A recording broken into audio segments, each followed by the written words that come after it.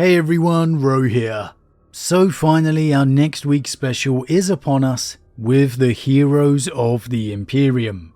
A week dedicated to some legendary chapter masters and captains. Hopefully this week brings some Christmas cheer to you all, and especially to those who may be having a bit of a harder time this year. Now today we kick off the week with a look at one of the most legendary names of 40k, Supreme Grand Master, Azrael. General spoiler warning to begin, and a specific one for the events of the Pandorax campaign. But with that said, let's just jump straight in.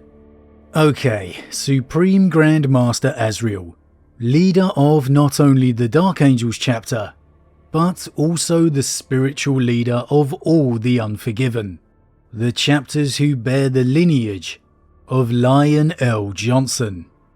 Now, rising to the rank of Master of a chapter is a hard ask at the best of times, but there are truly few that come with as much pressure and weight of history as the Dark Angels do, for they were the first. The Lion was the first Primarch, and thus the Dark Angels too bared the mantle of First Legion.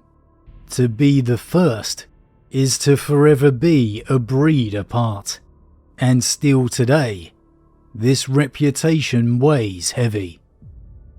However, Azrael is a Supreme Grand Master who has truly risen to the task, and he bears the secrets of the first with a stoicism that would make the Lion himself proud.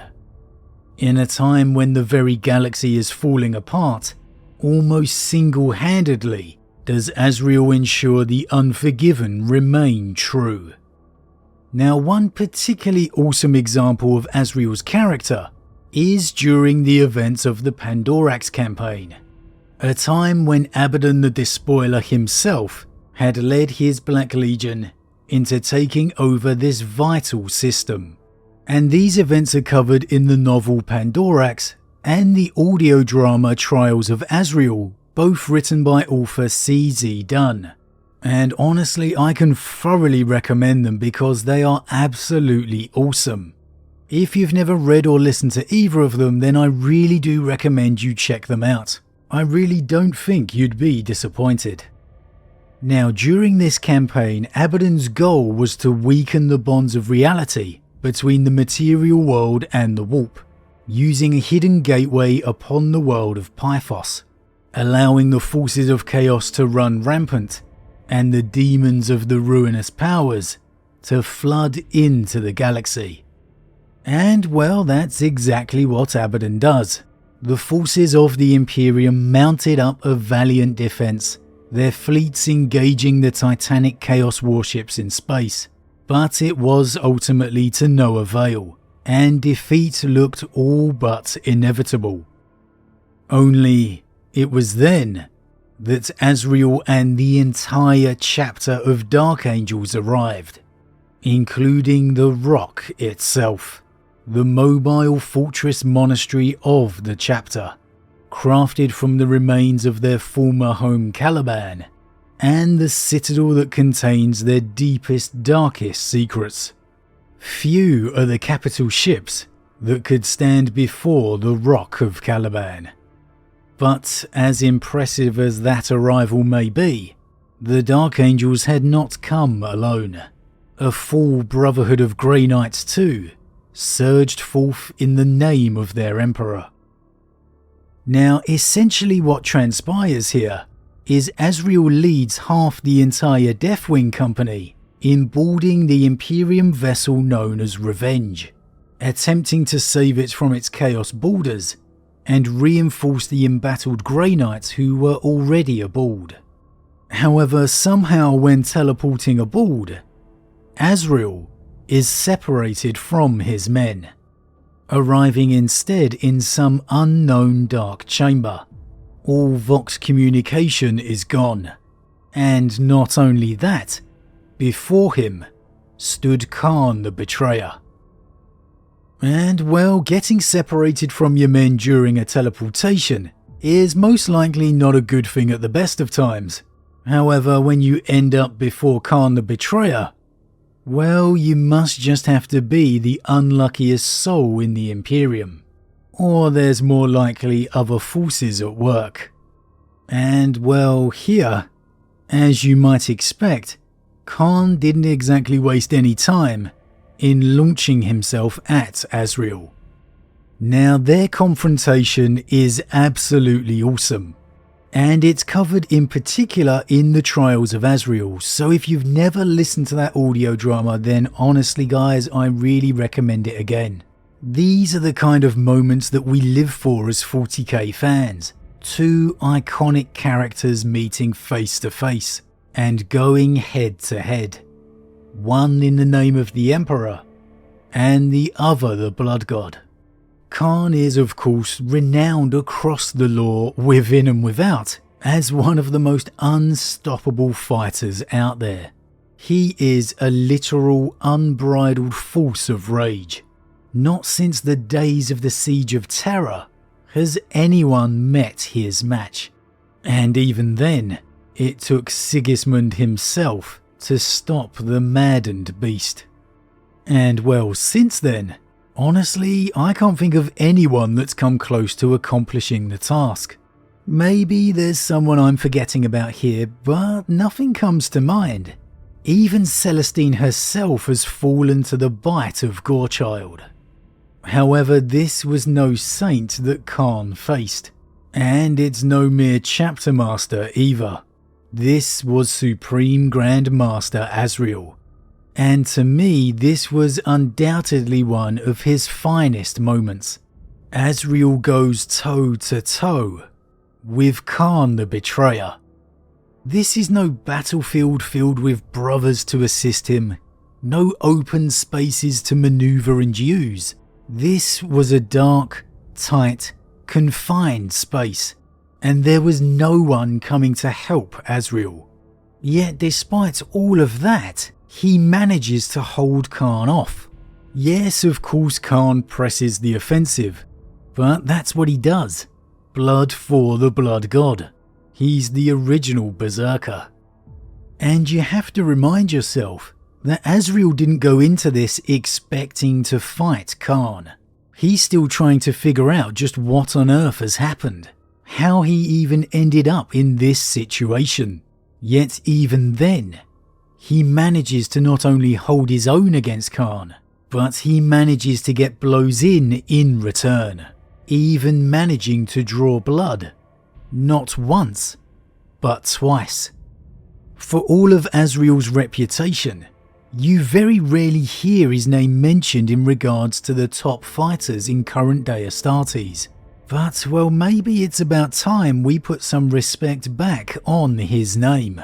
I mean, how many heroes of the Imperium have fallen to Khan across the centuries? How many captains and chapter masters have crumbled against his overwhelming onslaught? Most likely the number is beyond count. Khan is a beast of legend, but Azrael is a warrior knight, a true son of Lion L. Johnson, and even thrown into that unexpected situation against one of, if not the greatest warriors in the galaxy, he managed to keep his cool. And it's this mind of Azrael, that cold, calculating mind, so akin to his lost Primarchs, that truly sets him apart from so many other chapter masters out there. However, Khan is more warp enhanced now than Astartes, and despite the success that Azrael had in their duel, Khan would eventually regain the upper hand, as you might have expected. But here again, it's Azrael's mind that proved the true weapon that he possesses, the thing that sets him apart from so many others.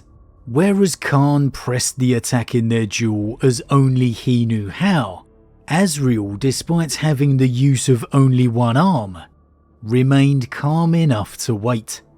And when that moment of opportunity came, he had one split second to make the right decision. He could have chose to strike another blow against Khan, one that would have most likely led to the World Eater's death, but one that would have most likely led to his own death in that moment as well. Or Asriel could have chose to make the most of that opportunity, to free himself from the contest he was in an attempt to return to the larger battle and objective at hand, which was coming to the aid of his Grey Knight allies and the campaign against Abaddon's forces. And well, we know the decision that Azrael makes, considering both remain alive to this day. Now maybe you feel that Azrael made the wrong decision, that sacrificing himself to rid the universe of Khan would have been the right call. And well, I guess that depends on your perspective. It is undoubtable that there are few enemies of man that rank as high a threat as Khan himself, and that Khan has undoubtedly slain many valiant heroes of the Imperium. Leaving him alive means he will only go on to do more in the future, that more loyal lives will be lost at his hand. But for me, in the cold light of day, I really feel that Azrael made the right call. The Dark Angels losing their chapter master at the very beginning of such a critical campaign would have been a huge loss. And as grave a threat as Khan may be, it's hard to deny that Abaddon is not the bigger threat. This is the man that would go on to orchestrate the fall of Cadia. Khan may kill some legendary heroes, but he's not about to do something as grave as that. They may both be true enemies of man, but in the wider sense at least, Abaddon is the bigger threat. To me, not only does this moment highlight just how good a fighter Azrael is, managing to survive long enough against Khan, even wounded, but also to be able to gain the opening to maybe end him himself. Sure, it may have led to his own sacrifice, but how many people can truly even get that opening? And then it's the strength of character to match, the ice-cold mindset of clarity to remain focused on the larger goal at hand. How he remains so calm when others may become lost in the moment. That's something that could really prove pivotal in the midst of any battle. That no matter how heated the confrontation may become, Azrael will always remain focused on the wider goal. It definitely makes me look at Azrael in an even better light than I already did. I respected the guy and the reputation, but I'll be honest, if I had to name a name that could beat Khan in a fight, or at least rid the galaxy of his presence, then I don't think Azrael would have come to the top of my list. There are some other notable names I could see going up against Khan, and swiftly becoming one more skull for the throne. One thing is for sure, the Unforgiven will remain in good stead as long as Azrael remains the Supreme Grand Master. And should he ever awaken, the Lion will be no doubt proud of the son who leads his chapter. But as always guys, what do you think? What is your perception of Azrael? Are you surprised that he could go toe-to-toe with one such as Khan the Betrayer, and not only go toe-to-toe, but even gain the opening to maybe end his life? Was Azrael right to not take that decision, even if it meant costing him his own life?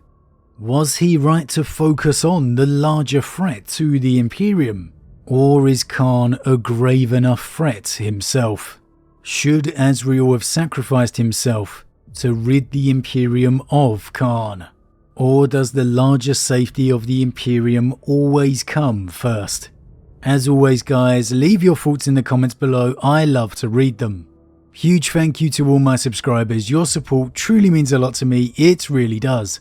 And if you're new, please consider subscribing to help the channel grow. But with that said, I am off, and I'll see you all again tomorrow.